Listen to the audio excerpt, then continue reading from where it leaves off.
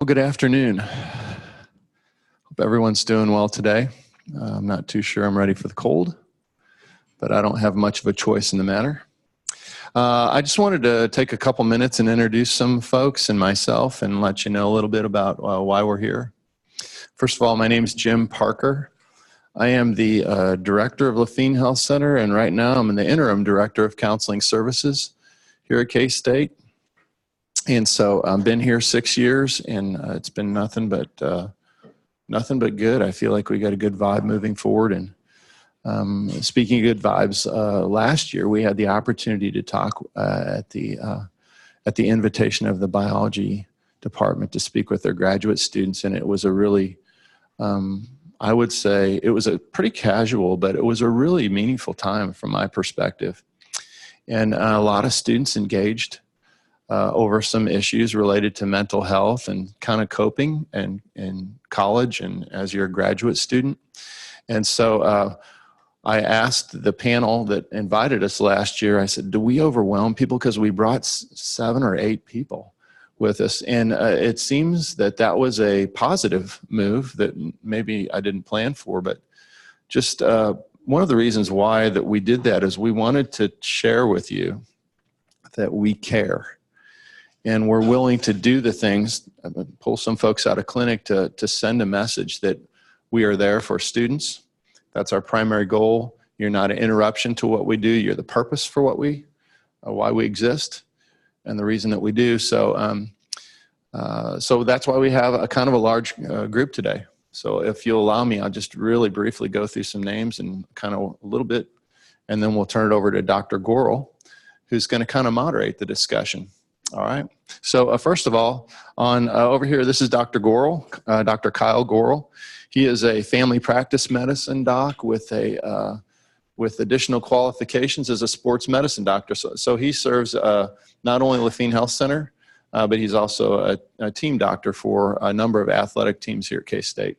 And then next to Dr. Gorel is Dr. James Guest, who is actually kind of, while we work together, he's sort of a mentor for me. He has been in college health for a long time and served at the University of Nebraska as their health center director for quite a few years. But we are just incredibly fortunate to have someone like Dr. Guest here because he has so much knowledge and experience in college health. And then next to Dr. Guest is Scott Began. Scott has his doctorate in physical therapy. He's one of our physical therapists there. K-State grad in kinesiology. He had to go to KU to get his PhD or his doctorate in physical therapy, but he's purple-blooded through and through, and so he's fantastic to have around. Scott does a lot of work with concussion management, and we may touch on that today. If I'm not too sure, but if that comes up, because sometimes people with concussions struggle with some issues afterwards. Then over here is Rob Lohr. Rob is a nurse practitioner by trade and has been working he's a psych nurse practitioner. He's been working in this field for also a number of years. We're fortunate to have Rob join us about 2 years ago. But he's been in all sorts of situations, hospital-based, urgent crisis situation-based. And then now he's been in college health. So he is one of our prescribers of medications for mental health issues at Lafayette. And then next to Rob is Jessie Blasey. And Jessie is she's master prepared as a marriage and family therapist, but she is serving as our alcohol and other drug educator director at Lafayette Health Center. She has started at about 6 months, 6, 7? Okay, I'm overestimating. Seems like 6. No, she has been with us for about half a year, and we're starting to see an impact. She deals with a number of issues associated with alcohol primarily, and there seems to be some level of tie between alcohol and mental health issues. And so we're just pleased that we were invited. I'd like to thank Dr. Shanklin and Nick and Mark and everybody, all the team here that invited us to come. It's a great opportunity for us. And I will say too, this is a collaborative partnership that was brought forward and primarily by the graduate school. And so just really pleased and thankful that we have this opportunity. Am I missing anything? Graduate Student Council deserves a huge shout out. So thanks to everyone. And with that, I'm going to turn this over to Dr. Gorel. Oh, you're good. I think, yep, is this working? All right. Thanks again for having us. So last year, the way we did this, it's pretty informal. Everybody's going to have a chance, all of the folks up here are going to have a chance to speak, tell you a little bit about what they do at Lafine. And then, fortunately, and we're very thankful that a lot of you guys submitted questions before this event. And so we've divided those questions up amongst ourselves. And so I'll pitch a few questions once everybody's kind of done giving their spiel. And then at the end of each person's time, if any of you all in the audience have questions, feel free to go ahead and ask them. And then we will, of course, stick around afterwards. We can answer questions at the end or stick around for a little bit if you have questions after we're all done speaking. So I'm going to go ahead and start on my right, and we'll start with Dr. Guest. So take it away, Dr. Guest. Thank you very much, and good afternoon. I am, as mentioned, I'm the medical director at the Health Center, and I've been in college health since 2001. We're talking today about mental health and primary care, and it doesn't strike anyone usually until you start researching what primary care in medicine does. It takes care of about 60% of mental health issues in the United States. One, because there aren't enough psychologists and psychiatrists, and others, there is for a lot of the cities, towns, and rural areas, there's not access to other professionals.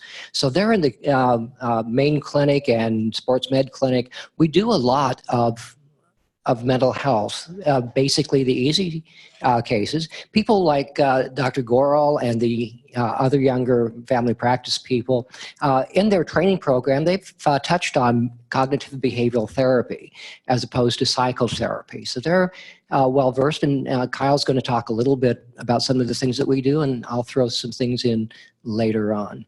But a lot of issues that we see in the clinic do have a grounding in the emotions or in the brain.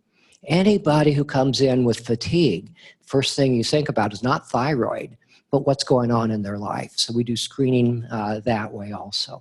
So I'm going to leave it there, and so there's time, because with all the questions that you threw out, I could talk the rest of the afternoon until everybody is asleep. Let's put it that way.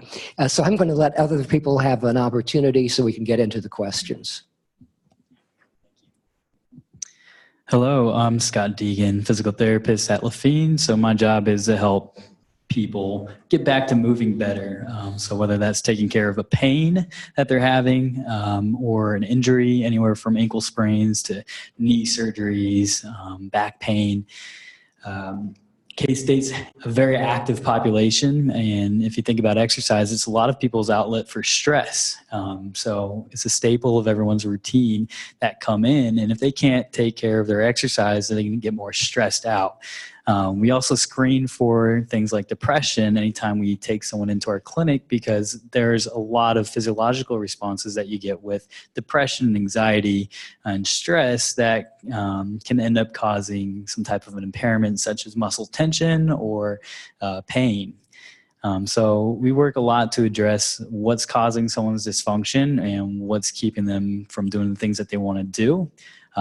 Whether that's addressing their pain or doing more of a holistic review of what their training regimen is, looking at reviewing their nutrition and their sleep patterns, and we'll talk a little bit more about sleep and nutrition when we go on, but that's kind of an overview of what I do. We'll see a lot of people who are impacted with stress or anxiety and depression, the mental health aspect of that, but dealing with physical symptoms as well.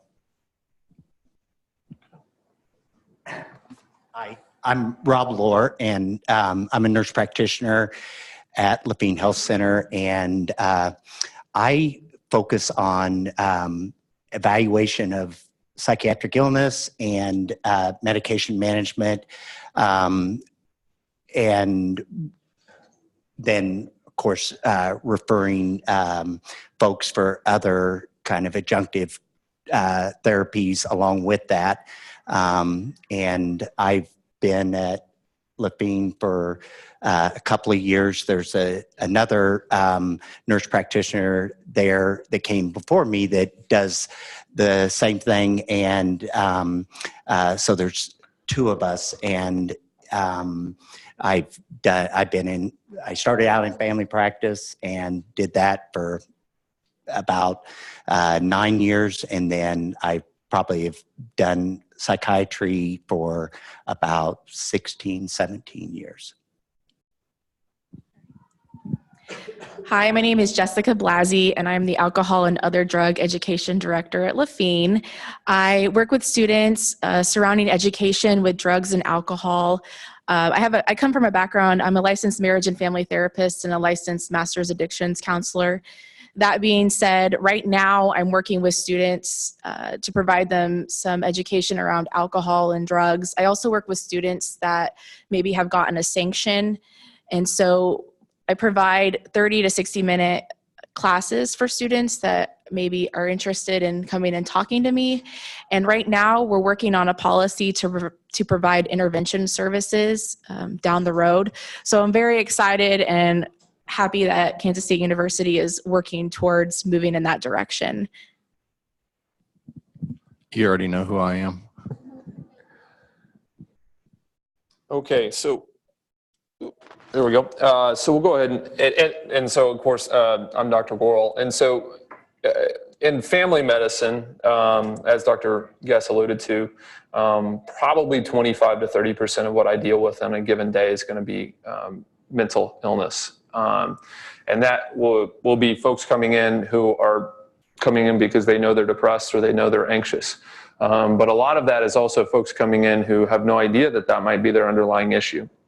They come in for fatigue, they come in for chest pain, they come in because they're nauseous or they get diarrhea before every test. And we'll do a very thorough evaluation of those folks. Generally that involves physical exam, lab work, but a lot of times those things end up being normal. And then we have to come back and take a step back and say, well, what could be the underlying issue here? And a good majority of the time in this population, it's mental illness, it's depression, it's anxiety. And so when you come to see me for these types of issues, I like to talk about what I call the foundation of any mentally well person. And there's really three things for me. That's diet, that's diet, nutrition, sleep, and exercise. And so we're going to get into a little bit about, so there were some great questions that were specifically asked about those issues. I like to think about it as the foundation of your mental well-being, okay? If you were anxious, you can do all the therapy in the world, all the medicine in the world, but if your foundation isn't solid, if you're not taking care of your body, then eventually those things will fail you. And so with that said, I'd like to go ahead and get into sleep issues. And so I'm going to go ahead. One of the great questions was, how am I sure I'm getting enough sleep? And I'm going to let Dr. Guest take that one. This again is one of those that I can talk for the rest of the afternoon on. But I'm going to give you the Cliff's Note version of sleep. How am I sure I'm getting enough sleep? Well, if you're a typical college student, you're not. Next question. No. Typically, a person should have 7 to 9 hours of sleep.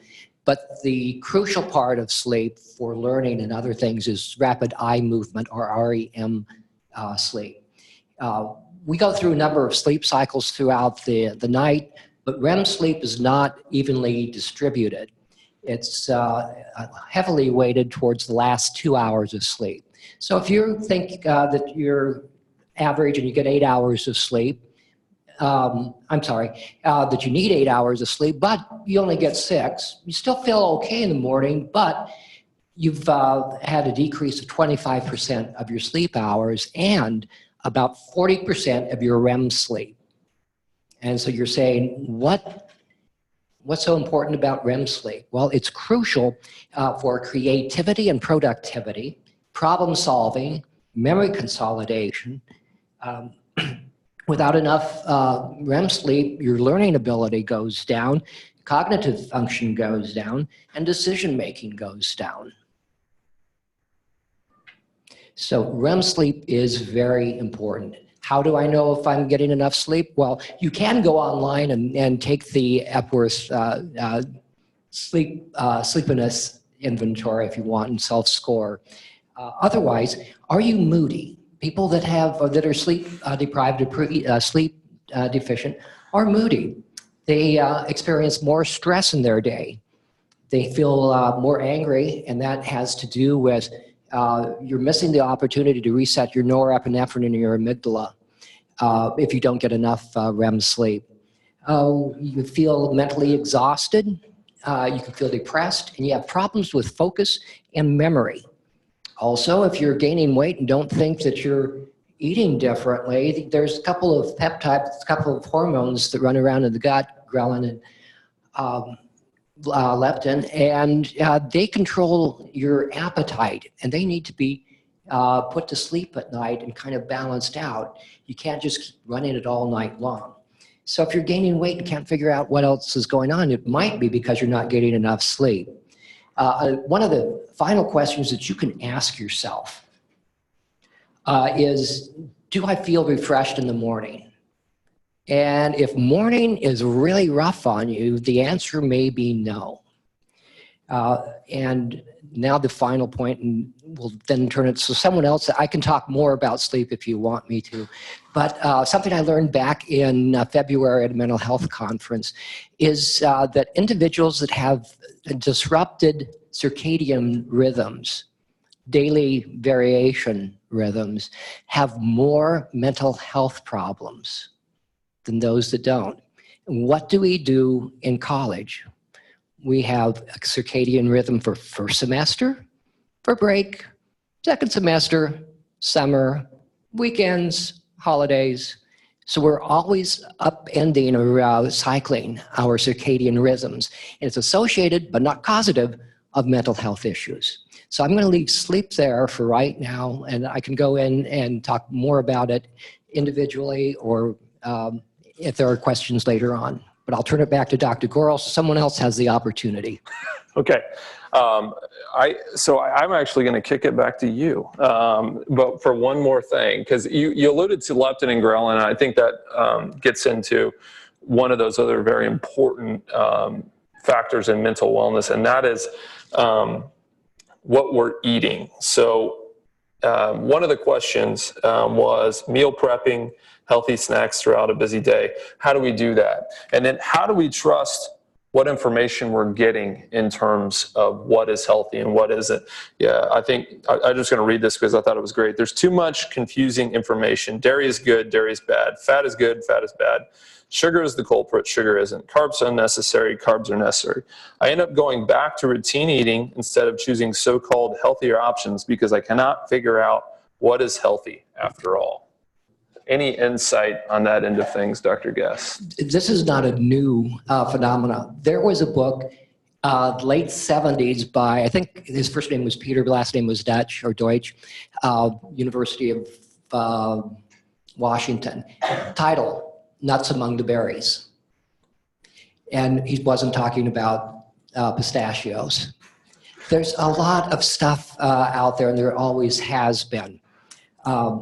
And a lot of the stuff that you read is biased by the authors and groups. A good example just came out in this week's Annals of Internal Medicine. There were 4 articles published looking at red meat and processed meat, and all of a sudden, their recommendation was don't if you're eating processed meat and fatty red meat, don't change. But then they said, well, the recommendation for this is weak.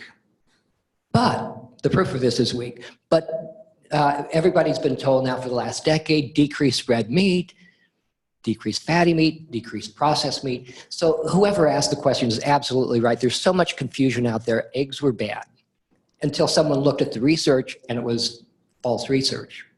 it was kind of manipulated. So eggs are back on, you can have them, and they're a good source. And one of the questions was about snacks, and I'll get into that. I would like to say something in defense of red meat, especially lean red meat. It is one of the complete proteins. It has all the essential amino acids in it.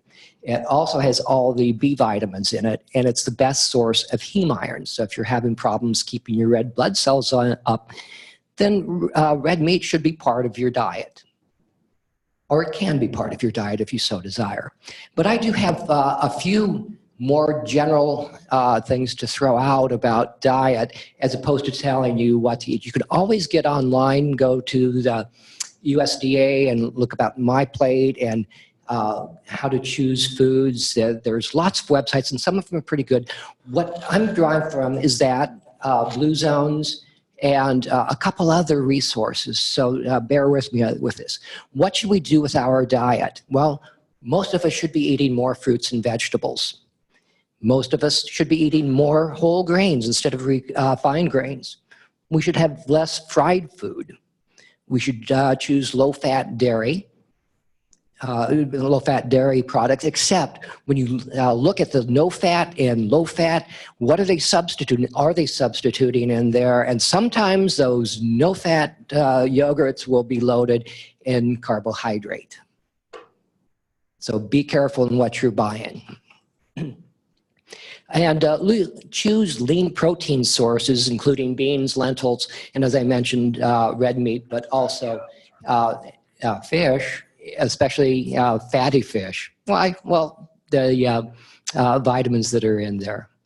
And the last thing about diet is eat until you're 80% full, and then wait about 20 minutes. It takes your gut about 20 minutes to inform the brain that you've eaten enough. Okay? And the other thing to remember, and this is from the McGovern Commission way back when I was a child, kind of, that there's no, this is from a dietitian in the committee, there's no such thing as a junk food, only junk diets.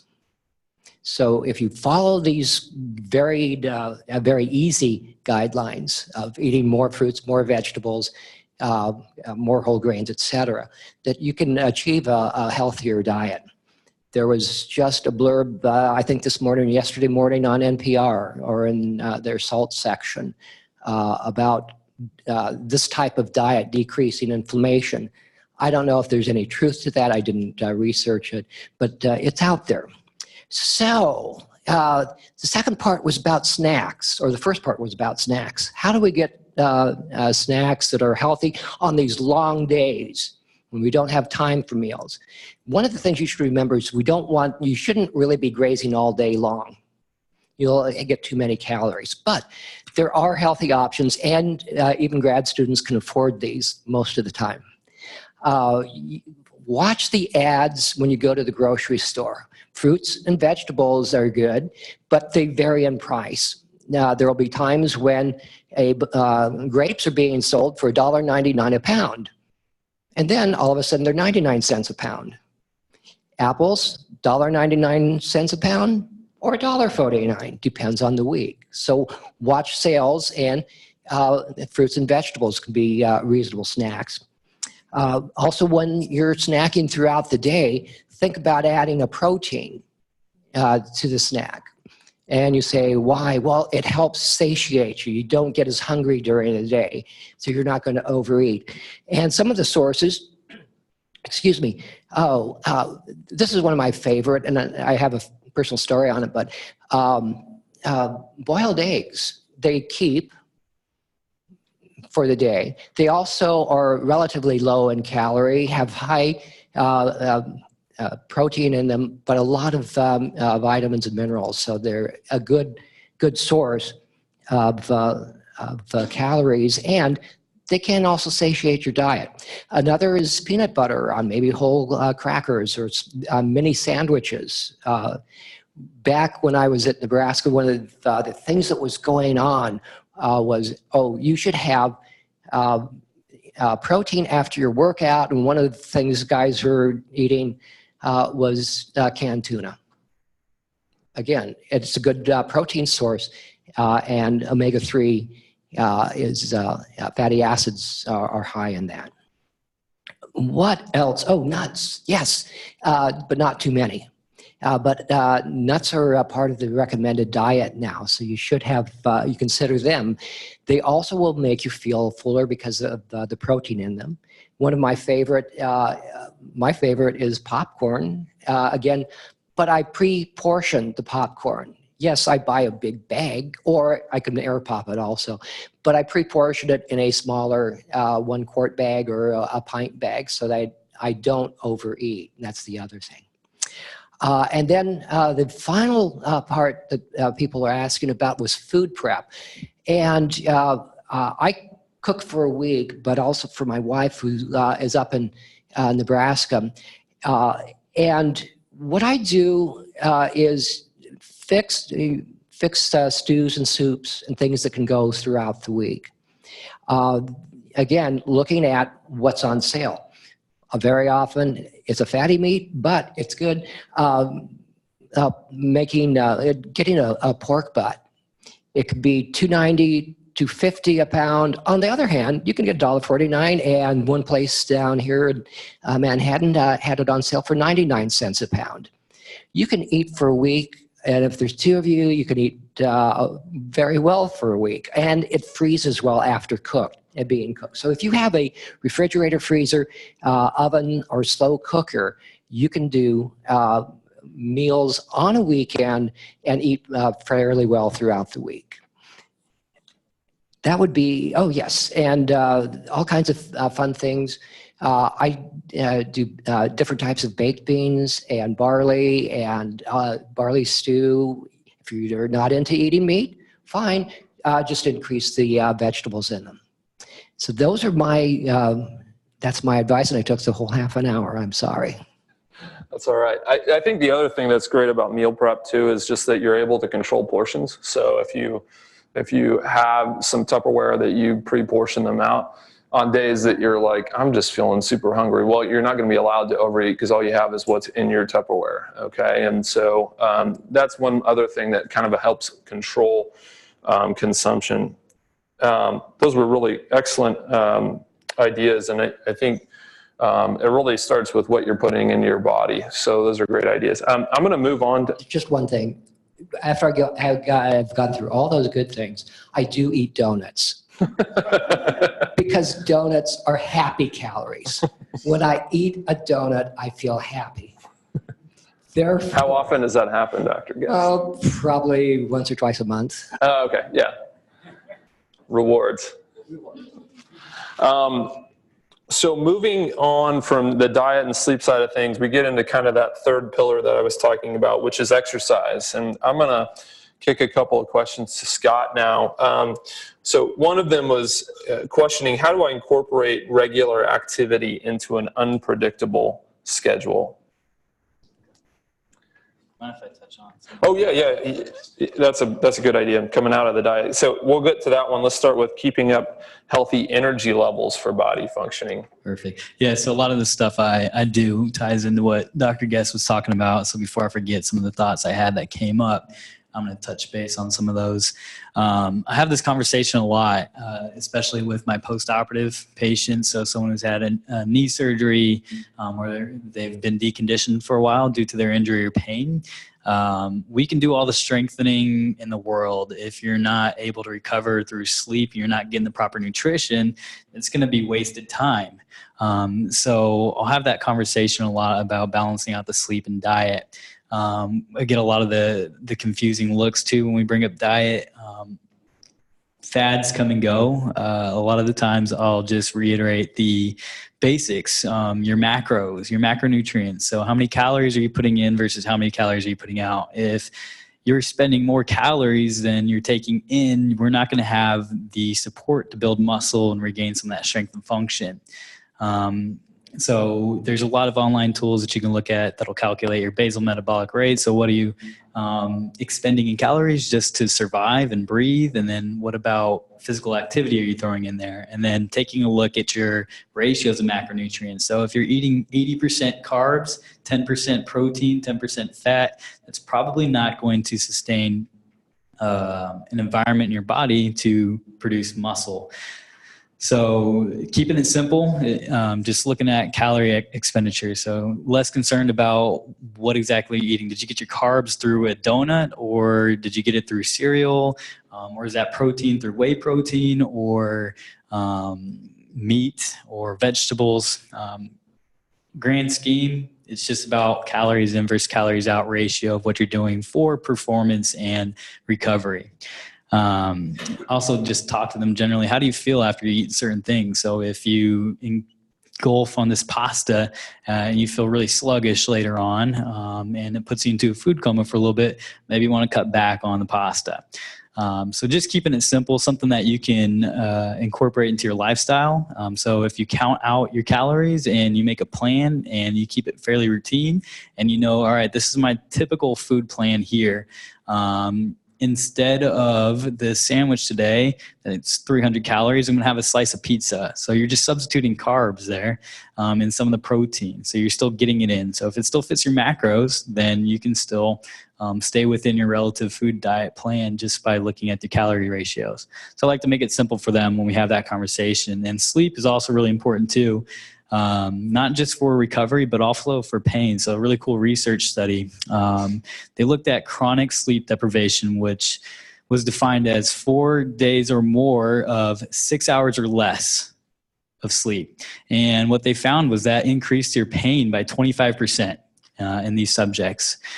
So not just for recovery, but for pain in general, it can have a huge impact. So whether or not it has a direct impact on pain, or if it's causing you to have more neck tension or perceive that neck tension as more pain.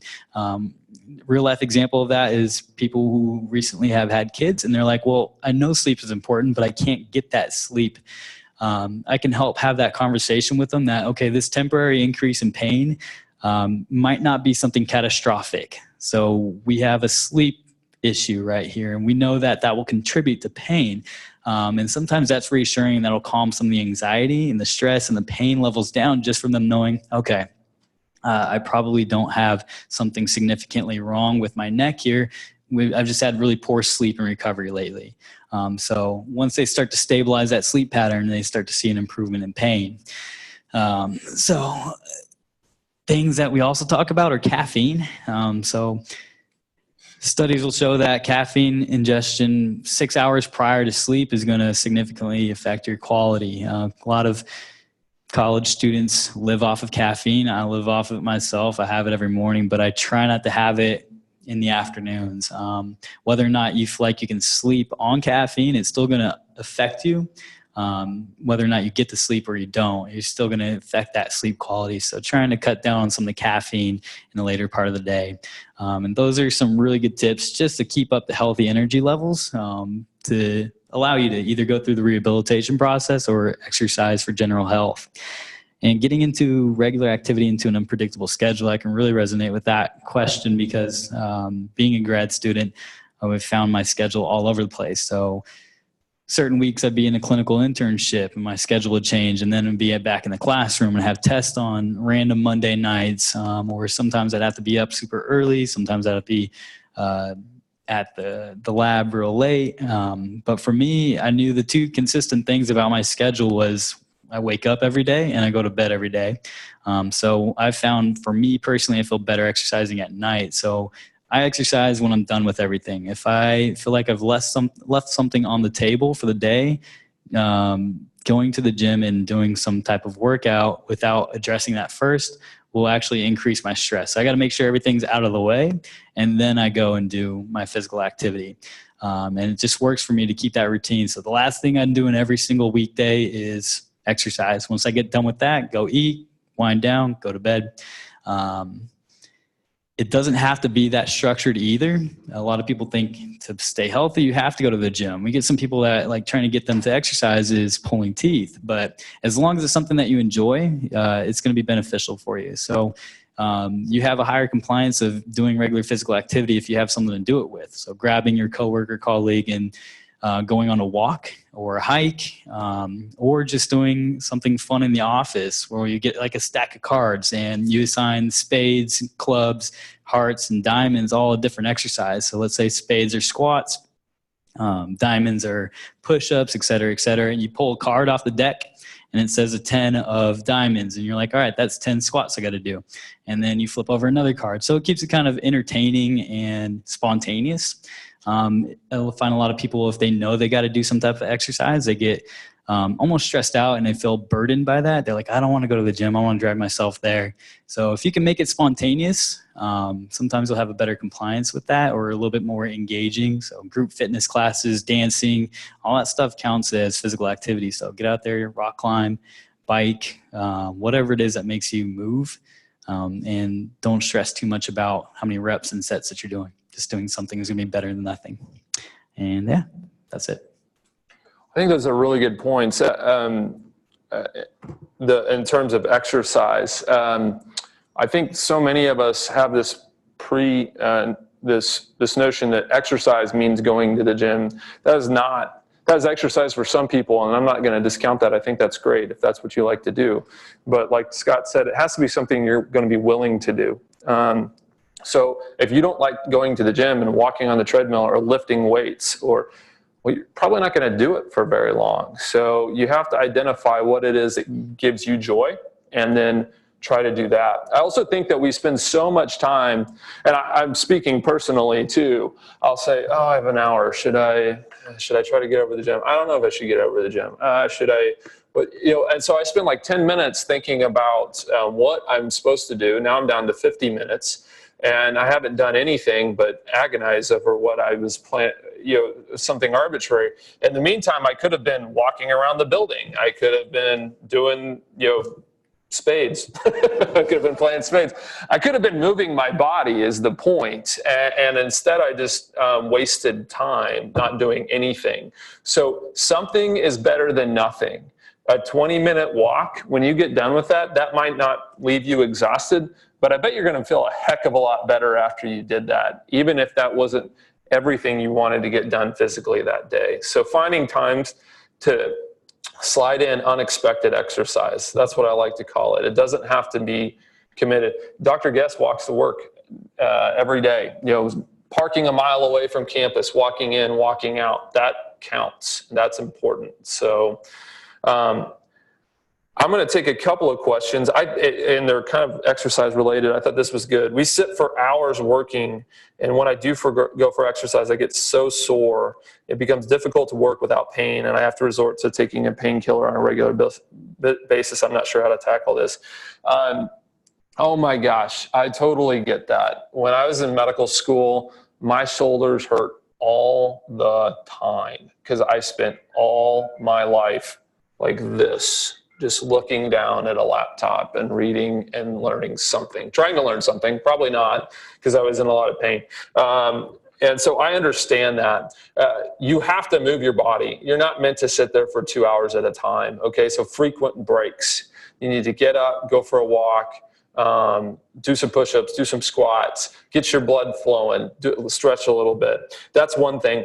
The other thing is to look at your study or work space, okay, the ergonomics of it. How is your computer set up? Is it at eye level? Can you get a monitor like this, put it on a few books so you're actually looking at something eye level instead of looking down all the time? Where are your shoulders at? Are you sitting like this? Do you have them up on shoulder or elbow rests? That's not good for your shoulders, okay? You want them dropped down. You want your keyboard low. So reassessing your workspace is important. A standing desk, if you can get one, they're great, okay? Spending half your day or a quarter of your day standing up is going to be way more beneficial than sitting the entire time. So those are some of the things that I think about in terms of things you can do to be a little bit more active. I also think it's really, for people who have a lot of pain issues, actually putting a workout in the middle of your day is a good idea. So if you have time to exercise at noon as opposed to in the morning or in the evening, that's going to loosen you up. You're going to get the blood flowing through your muscles. They're going to be nice and warm. You're going to feel a lot better when you come back to work in the afternoon. So that's my take on that. And be careful. I don't know what painkillers necessarily mean in this case. I mean, it can be anything from Tylenol or ibuprofen to, narcotics or something else. So you want to be really careful about what you're taking. Generally, we don't want more than 3,000 milligrams of Tylenol in a day. We don't want more than 2,400 milligrams of ibuprofen in the day. If you're taking too much Tylenol, your liver is going to eventually start feeling the pressure. If you're taking too much ibuprofen, your kidneys are going to start feeling the pressure, and your gut too. And our guts already take enough of a hit in grad school. Stress, we feel a lot of stress through our guts. So be careful what you're putting in your body. I love this next question. How can we reward ourselves after meeting a stressful deadline without resorting to unhealthy habits which seem like an easier thing to do, like ordering junk food or binge watching a show? Rewards are important. You work really, really hard. You deserve to reward yourself, okay? But I want you to start rethinking what a reward is, okay? Binge watching Sherlock on Netflix, I get that. I totally understand. I do that all the time. But exercising our bodies, eating something healthy, we also need to start thinking about those as rewards, okay? So, going out and having a 6-pack or a 12-pack, that joy is probably temporary. So I would challenge you to do something healthy first. You get out of your test, go for a run, go to the gym. If you still feel like you need to, have a beer or two afterwards, okay, that's fine. But I bet after you do your exercise, you're going to feel less like you need to go totally trash your body, okay? The truth is, I want you to also start thinking about, how am I going to feel after a certain reward? Am I going to feel really good about myself if I go out and eat an entire pizza at AJ's? Probably not. I'm probably going to feel really terrible about myself after I do that. In the moment, I'm going to think, oh, this is great. I guarantee you that high is going to crash pretty hard shortly thereafter. And so thinking about the feeling you're going to have on the backside is really important. Oh, that 12-pack, well, I had a really great time last night. Now I feel like total crap today. Those are the things that we need to think about. So retrain your brain, and then work out, then go out. That's what I like to say. So, yep. And so that's the foundation. We've talked a lot about that. So now I want to get a little bit more into specifically issues around depression and anxiety. And so I'm going to kick a lot more of these questions over to this side of the table because these are the experts. So starting with Rob, how do I de-stress with so much on my mind these days in grad school?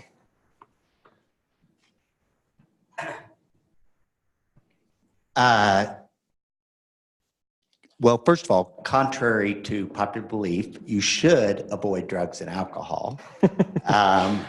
The other thing I was thinking about this before coming over here today, and I Googled it, but 9.3% of the population get a master's degree, and 2% get a doctorate degree.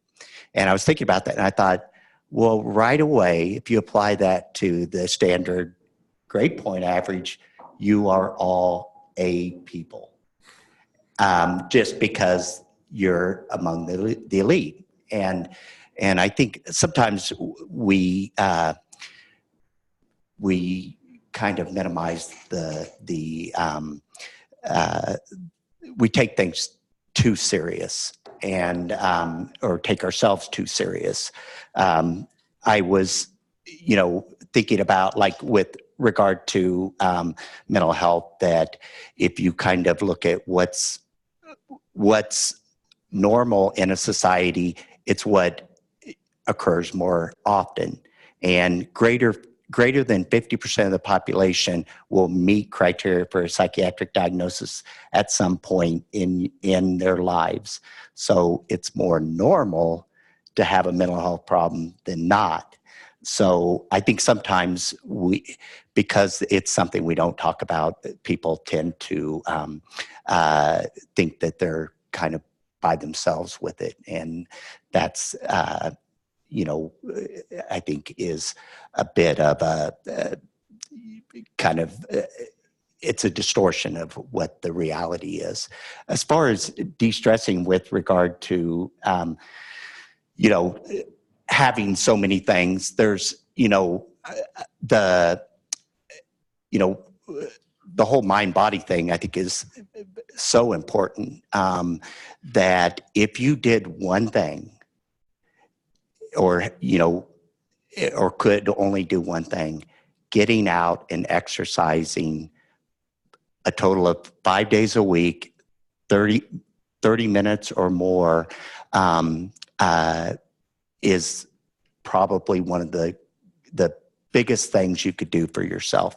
And that would helps with anxiety, de-stressing along that lines, and helps with depression. Research shows that 30 or more minutes, 5 days a week, is clinically significant compared to the control group who didn't do that in treating depression. I think about, other things, being able to laugh, humor. Don't watch the news, I think is, a good piece of advice. There's other, like yoga, meditation. I think the whole idea of substituting healthy adaptive behavior for something maladaptive, I tell people about, like, in regards to exercise to de-stress, if you ask people who exercise on a regular basis, do you always feel like exercising and want to go exercise? No.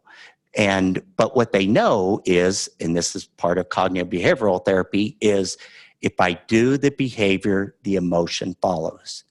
And sometimes what I do, like with my schedule, is I do, it doesn't have to be all at once. I do 10 minutes 3 times a day where I just leave work, go for a walk.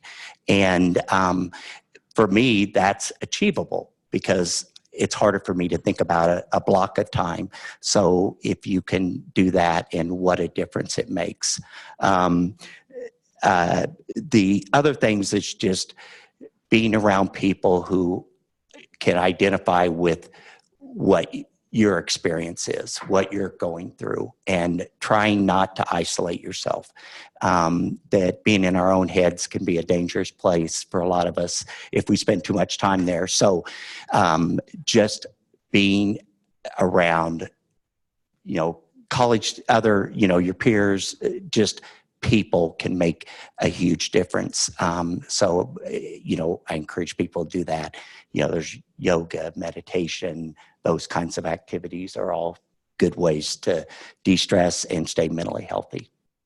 That's great advice. I wanted to give Jesse a chance to answer a question here. And I think there was a question about feeling alone and isolated, and I think you touched on that. That's a really good point. We tend to withdraw with anxiety. We withdraw with depression, and that's our brain playing a trick on us, and that's really the opposite of what you should be doing. For Jesse, so how do I cope with being extremely busy? What can I do to calm down my thoughts? And I think a lot of us feel that way kind of late in the day, especially if we're trying to go to bed. And so any thoughts on that, Jesse? Well, first off, I wanted to touch the first question, asking what is causing you to feel overwhelmed. Looking at your schedule and prioritizing time is going to be beneficial to going through in grad school. I was a grad student once, and I remember not managing my time and realizing that I need to sit down and kind of focus on where to go next, and inserting time for self-care, if that is 10 to 15 minutes to start out with, and noticing that that can cause some of those overwhelming feelings. Also, with the negative thinking and feeling overwhelmed, you have to recognize when you are starting to have those feelings, where, what thought is coming up at that time and how is it associated with how you're feeling. A lot of times it can be related to your past, or if you're feeling overwhelmed for a test, how stressed are you and how are you going to be able to manage that? What you need to do is write that thought down and challenge it. How can you challenge it and say, you know what, I'm better than this. I can overcome this thought. And then practicing self-compassion and gratitude and investing in yourself is going to be very important. And as everybody has touched on here, investing in yourself and, focusing on your nutrition, your sleep habits, and managing that stress is going to be important. I think those are great points. And I think that there's a few resources for you available online as well that kind of help with those. What are emotions and what are thoughts? What's emotional? What's true? And we talked about cognitive behavioral therapy. I'd encourage you to get online, and you can find some really good modules online that kind of help. That you can go to therapy. Of course, there's plenty of options on campus, the Family Center, University Counseling Services that can teach you those things. But I know that's really challenging for a lot of grad students. So even online resources, you can essentially do your own therapy online sometimes, and that may be more beneficial for your busy schedules. Last question today, and I want to get to it because I think it's something that doesn't get talked about a lot, but is super important, and it's really important with how we relate to others, especially our significant others. The question was, with so much stress, I neither feel the need nor want of being sexually active, despite being happily married, this person says. How do I deal with that? And Jesse, I don't know if you have any thoughts about that. All right. When it comes to stress, we have to think about the physiological response and the psychological response. So when we think about the physiological response, we have to think about epinephrine and cortisol. So epinephrine is the adrenaline and cortisol is your stress hormone. When you get stressed out, these hormones rise. And so when those hormones rise, your sex drive decreases, okay? So we also have to think about psychological. It's difficult in wanting to engage in sex when you're having all these other thoughts. And it could be related to grad school, it could be related to work, it could be related to family issues. And also being present while you're engaging in sex is going to be difficult too, especially when you're thinking about other things. Another piece is thinking about how you're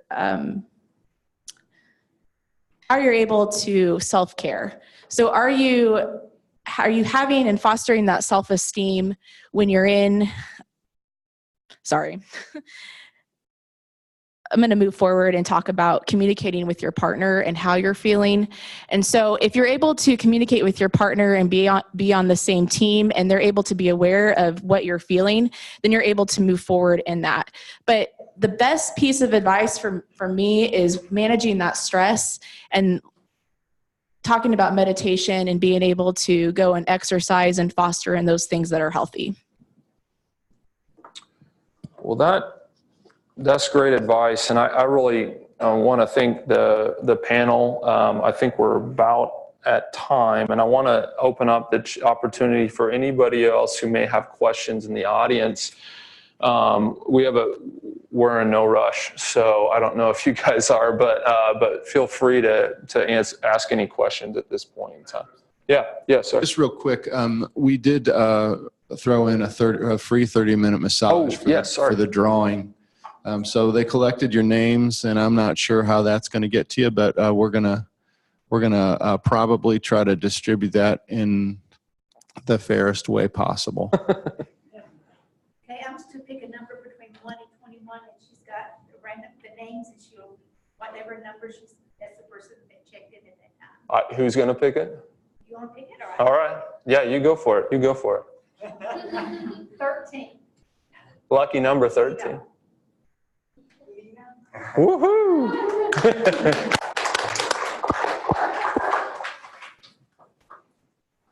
All right. Any questions from the audience? What percentage REM should you have to sleep? 20%, 50%? Or is it more just when it occurs? It's more because it moves out. It's hard to say. I don't have it plugged in right now. But it's closer to about 40%. At the beginning of night, you get just a little bit. The last 2 hours is the majority of your REM sleep. And that's what we tend to cut off. So we're cutting off the most important part of the evening. How do you deal with like an addiction and feeling anxiety and stress, like with nicotine? Question was, how do you deal with addiction and specifically nicotine and when you're trying to quit? Are you talking about cravings or? No, I mean like I just like too much. And, but if I like get stressed or I feel like anxiety because I do have unfinished things during the day, it's like I want it so bad. And I like went like 2 weeks. I still have like the thought of like doing it, I guess. Sure. And, with being off of cigarettes for 2 weeks, you said you're still. Juul and chew. Okay. Well, so you've been off of Juul for 2 weeks and chewing? Well, congratulations. I'm excited to hear that you're working towards abstaining from those substances. But also, I think that you're going to have withdrawal symptoms and utilizing those coping skills, right? What are you doing? What are you replacing smoking cigarettes with as opposed to choosing a different activity? Gum? Okay. Is it working, or would you say that you're still struggling with wanting to? Okay. I just don't like buy it. Like I manage my money like I think well, and I always have like a portion I guess that I spend on that. So like that's extra money that I do like have now, but like I just don't go to the gas station. Like I just go to the gas station, get fuel, and don't walk in because I don't want it in my apartment. I'll do it. So. Okay. So it sounds like you are. Cold turkey. Like I'm not trying to do anything else. Like I'm just done. So the first week was rough. This week is better, but like I still have the feeling of like, man, I need it, or like sit there and like really wish I could like break my Juul right now or something. I don't know. Like that's what I think about. So what motivated you to stop smoking in the first place? I don't know. Well, somebody told me that it was gonna kill me, and just finally hit me like, why am I doing this? So, Do you know why you're stopping? well, she seemed to care, so I figured I would too. But that's what I'm trying. Okay, so finding where that motivation lies within yourself is going to be helpful. And so every time you do have that craving, you can go back to that why. And also just thinking about other steps and activities that you can do to avoid that. But it's still going to be there. I'm not sure how long you've been smoking Juul. 4 months. Mm-hmm.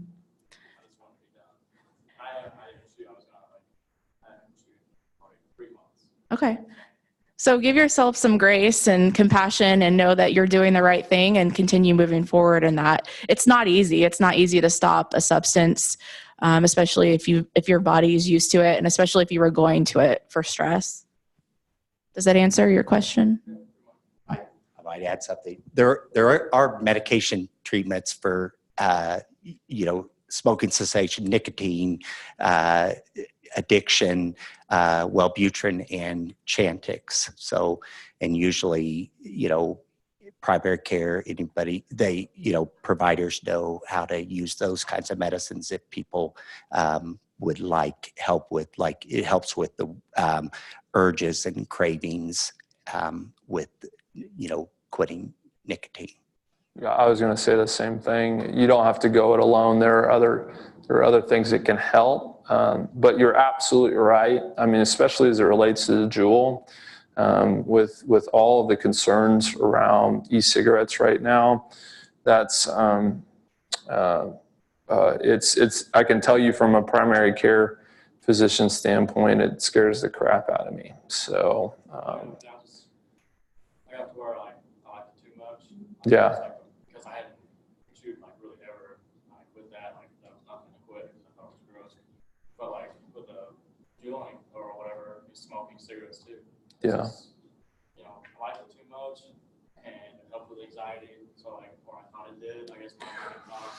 Right, and I think that's a key piece. So a lot of us have these underlying anxieties. A lot of us have these depression or whatever it may be.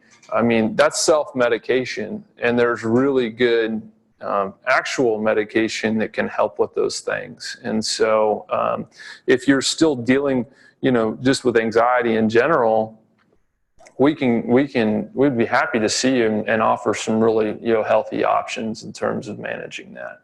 But you're not alone. Goodness, I mean, we see that all the time. People using different substances to self-medicate. Congrats on making a decision. Actually, that vaping is the #1 concern for there was a consortium of high school principals in Kansas City that had a meeting one time, and overwhelmingly the concern was for vaping. That they can't control it, and it's just younger and younger and younger, and now they're starting to reap there's addictive behaviors by the time they even think about going to college. And there's parents that are struggling, thinking that their kids, why is my kid putting a zip drive in their mouth? It's because it's a Juul. It looks like a computer component at this point. And so I can tell you that you are not alone. Dr. Gorel said it 3 times. I'll add it, but it's for students who are a lot younger than you. Yeah. It's sad. Okay. Thanks for giving us a presentation today. Any of you have suggestions for dealing with personality disorders while in grad school? Rob? Well,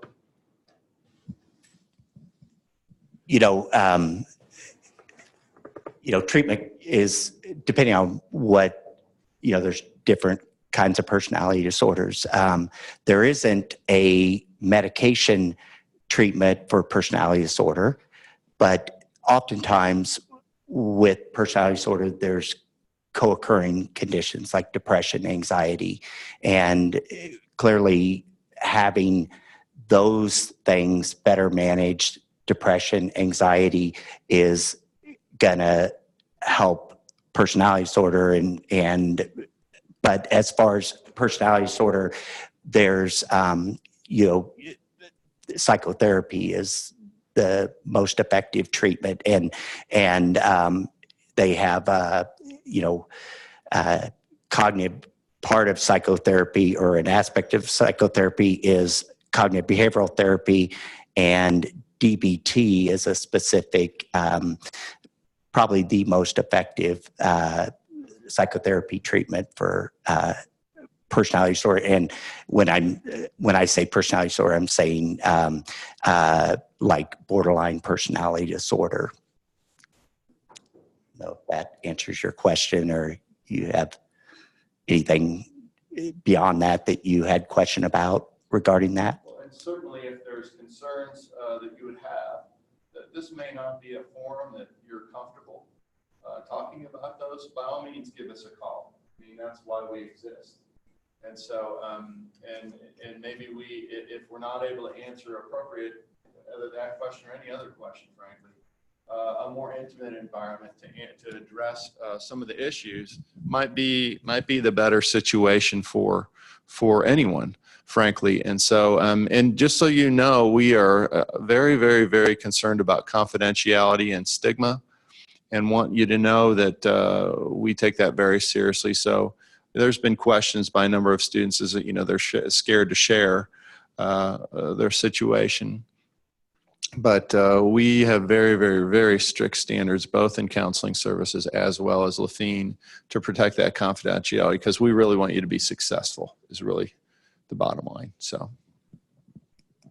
Could you address the scope of services that are available? We highlighted some, Sure. you've got others Yeah, sure. are available? I'm more than happy to. I just don't like sitting down, sorry. So at Lafine Health Service, we are what's considered a multi-specialty clinic. We have family practice, which is kind of gatekeeperish, for lack of a better way to put it, so that we can address most things. And we have basically gatekeepers into the health field is through a family practice. We do have nurse triage there, so at any time during the business hours we're there, but even after hours we have a 24-hour nurse line. And both of those, our nurse triage and the 24 hours after hours follows national standards for nursing triage. And we get you to the right resource as quickly as we possibly can. We also offer, within the family practice component, we have a board-certified nurse practitioner who's board-certified in dermatology, which is she's there a day and a half a week, but she is busy every minute of that day, incredibly busy. We have a registered dietitian on staff who will be happy to do meal planning. She also works with eating disorders. She can work with, she takes referrals from our providers for students who have maybe obesity issues or cholesterol problems, maybe even talks a little bit about diabetic issues. Then we have a women's health nurse practitioner as well, and she focuses primarily on women's health. We have our physical therapy area, physical therapy clinic. We have 2 physical therapists and an athletic trainer. We have sports medicine, and that's Dr. Goral. We kind of talked about that a little bit. We do have an allergy immunization and foreign travel clinic. So some of you may be traveling overseas at some point. You're more than willing to schedule an appointment, and that's nurse run, and the nurses will go over the things that you need to know about the area that you're traveling to, including potential requirements for immunizations. And we do carry those immunizations most of the time in-house, with the exception of one right now. I think we're still waiting to have yellow fever available, but there's been a national shortage on that. Then we have Jesse's area, which alcohol and other drug education. We have for those of you who are into lab work, we have a CLIA high complexity lab, which is where we do all of our lab testing. We do ship a few things out for areas that pathology, things of that nature. But most of the cool part about that is we have the results relatively quickly, usually 20 minutes or so. So we can get the answers going forward.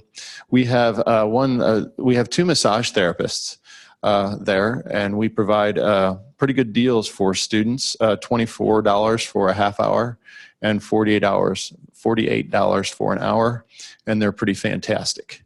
Believe me, I have paid for one of those, and they're pretty good. Then we have, let's see, we have a full service pharmacy, both students, all 3 students, faculty, and staff can utilize our pharmacy. It's a drive-through pharmacy, but there's a walk-up in the inside as well, so you can order things. We are open at 7 a.m., so if you need to get your pharmacy stuff before school or work starts, you can do that. And then, what's that? Lab is also open at 7 a.m. in case you need to have lab work and don't want to have disruptive, or a lot of times lab work requires fasting. You won't have to fast for very long if you're coming early in the morning. Then we have 2 psychiatric nurse practitioners. Rob is one of those. And then a nurse case manager who helps facilitate access to and from Lafine with respect to mental health. We also have we are a provider of Truvada, or pre-exposure prophylaxis for HIV. And we provide some services, including some counsel with that. And then finally, we have an outreach, which we call health promotion. And that is designed to try to encourage healthy behaviors, make good decisions, choices moving forward.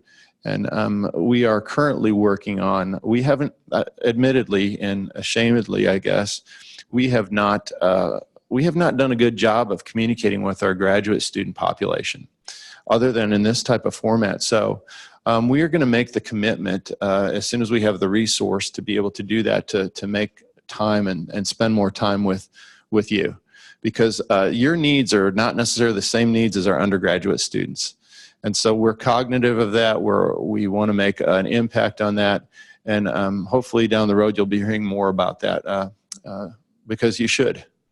You have as much right and need for healthcare and good information as undergraduate students. So, yeah. So I teach online and I direct the human development family science. Mm-hmm. Does Levine do any telehealth or telemed for any of our distance graduate students? Well, I can say we have. What I can't say is that it's consistent. We had originally tried to make an arrangement with KU Med for some of our mental health components, frankly. And so, but that's a bit more complicated and challenging than I thought it was going to be. But that's an area of development that we would have to go into. But I agree. There are some student health centers, even in the Big 12, that are testing it now. So we've yet to kind of wade deep into those waters. So Just as a heads up, and the dean has heard me say this before, the numbers of our graduate students who are online who have diagnosed mental concerns, but they still are persistent, they still are productive, but they can't be in really a very comfortable class environment. So they would take advantage of telemed, telehealth opportunities, and I think that they would adhere to. I'm hearing you for sure, and know that that is an emphasis for us. And it's not just the normal mantra of resources and money. We're real. So at Lafine, we're seeing approximately a 25% year-over-year increase in diagnosis of mental health. So we realize that this is an area that we're going to work in, and what we have to do is decide where we're going to put all of our chips, or where we're going to put our chips appropriately. So telehealth allows extended services, and I am sure that it would be more than. We're going to keep in contact with our other partners in the Big 12 to see how it goes. I have to admit, though, it's an expensive endeavor. I So think there was, sir, did you have a question? Okay. So I'm just curious, I know with international school feminine, there's a hold until you've met certain immunization requirements, like the TB. correct. I was wondering if there is some kind of mental health evaluation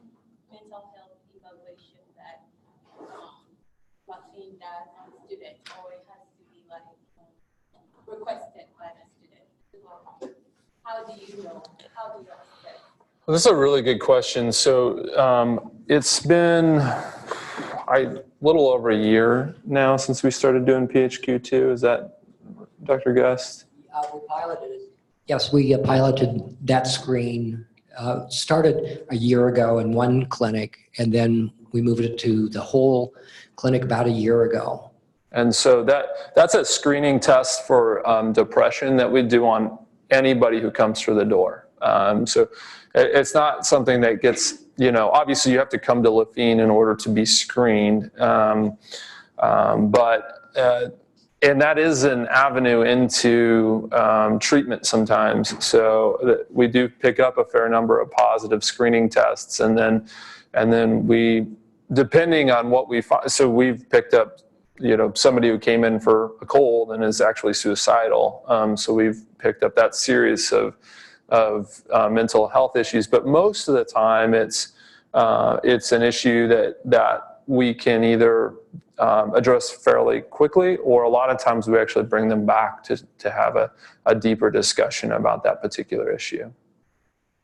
One of the challenges with that is if we find out that somebody does have a mental health issue or is suicidal, time is of the essence. And if we do en masse, like we do the TB holds and whatnot, there's concern about liability on our part, especially from counseling services. And so we have to make sure that we certainly want to help people, that's for sure. But we also have to measure some of our outreach efforts against what liability we'd face if we missed a person who actually said something and we didn't see it, and how much time it took.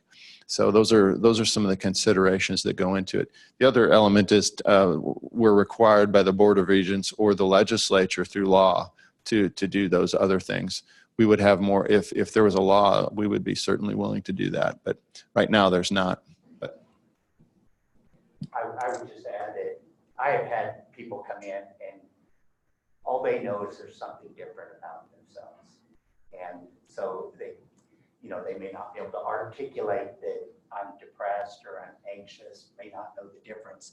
And part of that hour that I set and ask them a zillion questions is to tease out what is the problem, what condition might they meet criteria for if it is a mental health condition.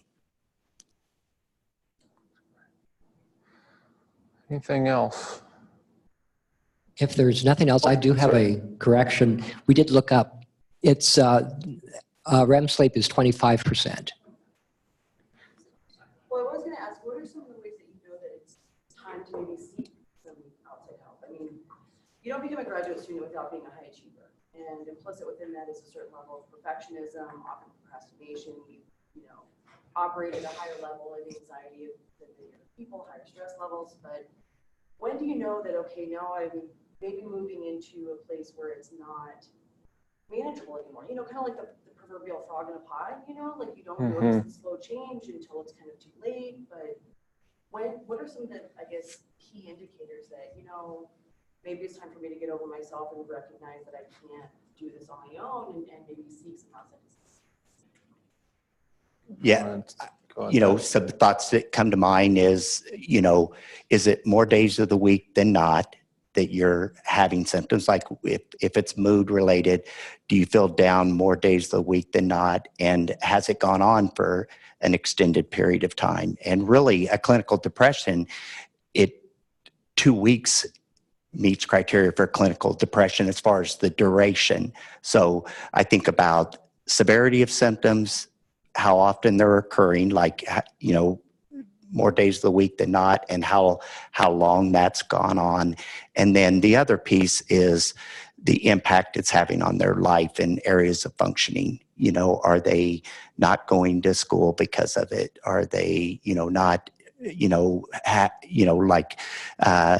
not, disconnecting from relationship, socialization, not going to work. Of course, if they are thinking about suicide, those are all things that just tell you the severity and the impact it's having is significant enough that they should come in. Yep. Also thinking about if they're getting enough sleep, if they're eating, if they're doing the basic needs. If they're not, that's another factor to consider as well. Yes. Yep. And then physical manifestations. So all of a sudden my stomach's not feeling well, or I'm having these weird heartbeats, or I'm experiencing chest pain, or I'm getting headaches, and I've never gotten headaches before. So a lot of those can be warning signs. It's basically your body saying, hey, I've got something wrong with me, and you're not dealing with it. I'll tell you a personal anecdote. It's kind of humorous, but it kind of illustrates the point. So I was in residency, and it was my third year of residency, third out of 3. And we talked about, in primary care, I see 25% mental health, easy. And so daily I'm having this conversation. This is what anxiety is. This is what depression is. These are the symptoms. This is how we treat it. And I was going about my life until a guy a year ahead of me in residency had written an article about his struggle with anxiety in residency. And I'm reading this article, and I'm like all of a sudden reflecting, and I'm like, well, I checked that box and that box and that box and that. Oh, that's why I don't feel that good. And so, so even people that are dealing with this stuff every day have a hard time recognizing these symptoms and seeking treatment. And so, so being willing to share your story is important as well. I think because you never know who might hear it, and then you may help. So, anything else? Let's thank the panelists for their time and insights that they provided.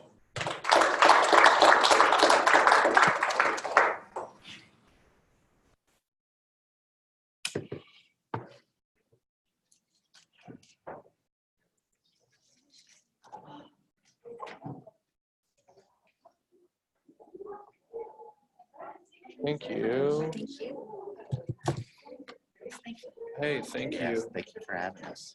How about this one right here? Yeah, I'll come down, I'll charge her down here. As long as it's all, we're fine.